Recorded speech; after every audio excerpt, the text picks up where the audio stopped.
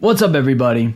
About 10 months ago, I wrote a riff. I wrote a riff that I thought was kind of silly and kind of stupid, honestly, but it did so well in terms of engagement and in terms of views and reach that it got 3.4 million views in 10 months at the time of this video being uploaded on one piece of content that is a YouTube short. Not only did this riff do really well on YouTube, but it also did well on TikTok and Instagram. And because of this riff, I was able to get like 1,000 subscribers a day, more or less, at the time that I uploaded it. And this one particular riff carried me across the finish line to 100K subscribers last year. And last but not least, I actually finally took this riff and put it in a song, and it'll be out tomorrow. That is January 2nd, 2025. So if you're watching this in the future, it's already out. It's a song called Foo Dog. It's a little bit of meaning behind that name. But anyway, I want to tell you guys how to play it, how I came up with it, and then ultimately explain, like, yeah, dude, it's in a song, and I can't wait for you all to hear it. It's the hardest song I've ever written on the electric guitar,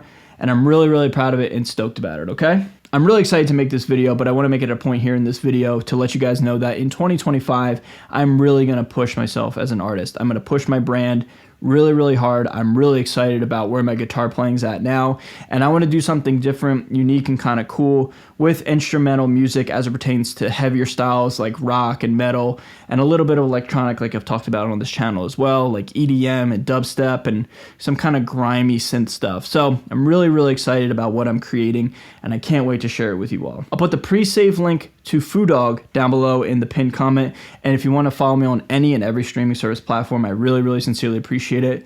I'm really, really stoked on where I'm at, and I just can't wait for you guys to check out my music and my riffs. Thank you so much for just always being so kind to me, and yeah, man, this year I'm going for it 100%. 2025, I'm going to really push my musical brand and my creations, okay? So what is the riff?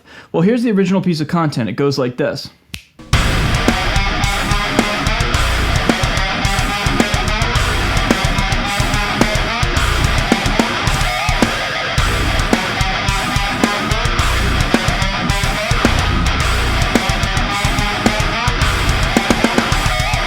Now, I wrote that riff kind of on a whim, and I wrote it kind of tongue-in-cheek, meaning I thought it was kind of silly and kind of goofy, and I remember titling the Instagram post, I think it was, like, enjoy this goofy riff I made. I just didn't really think much of it. All I wanted to do was come up with something somewhat unique, or at least what I thought was unique and unique to my own style of playing. So it was on this guitar. This guitar is a Fender Ultra Lux Stratocaster that I've really just bastardized, we'll say. This guitar is in drop A sharp. We've got 12 to 62, the Mammoth Slinky set from Ernie Ball on this guitar. I have an EMG 81X as the bridge pickup, and then I have an EMG Afterburner that depending on the style or the inflection with the whammy bar type of riff I create, I'll either kick that on or leave it off. I don't really remember if I had it on for the original recording of that video, but I know I had it on slightly for the actual original song. Again, that'll be out January 2nd, called Foo Dog.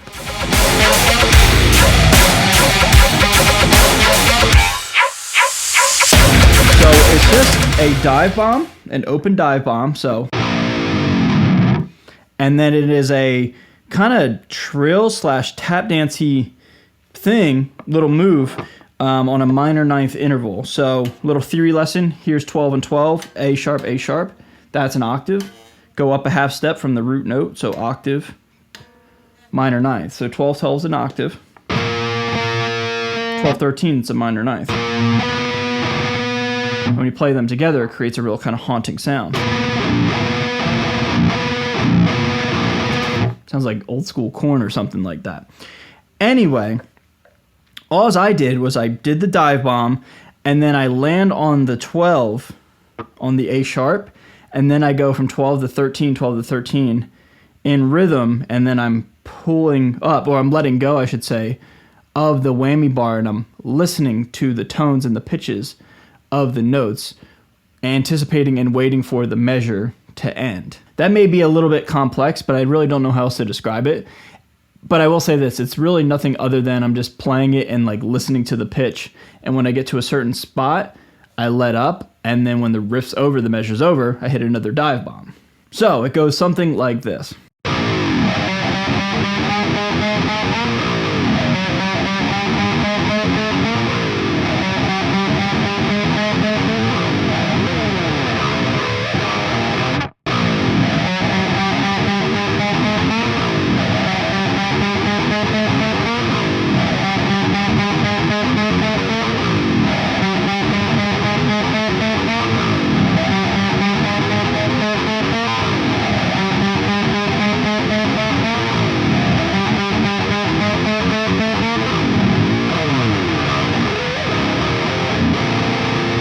Now, the hardest part with this riff is, well, there's two parts I think that are hard. One, the timing with the trill dance.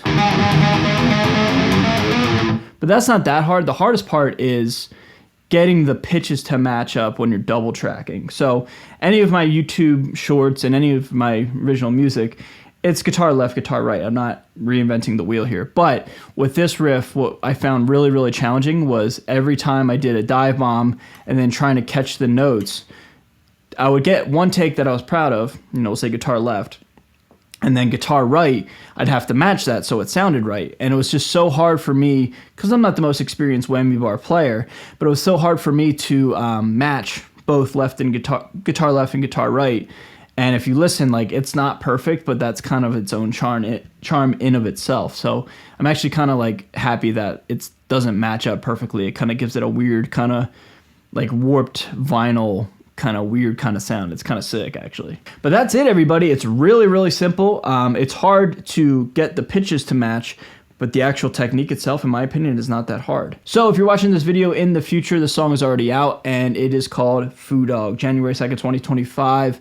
I'm really, really proud of it. I can't wait for you guys to hear this 3 million viewed riff in the context of an actual arrangement. I'm really proud of the whole song itself. And this riff is not even the hardest riff in the whole song. There's some other stuff that I'm just so proud of, man. Yeah, I'm really, really stoked if you can't tell. All right, everybody. Hope you guys enjoyed this quick little lesson. And with that being said, man, please support me. Love you guys so much. And I'll see you guys in a video very, very soon. Later.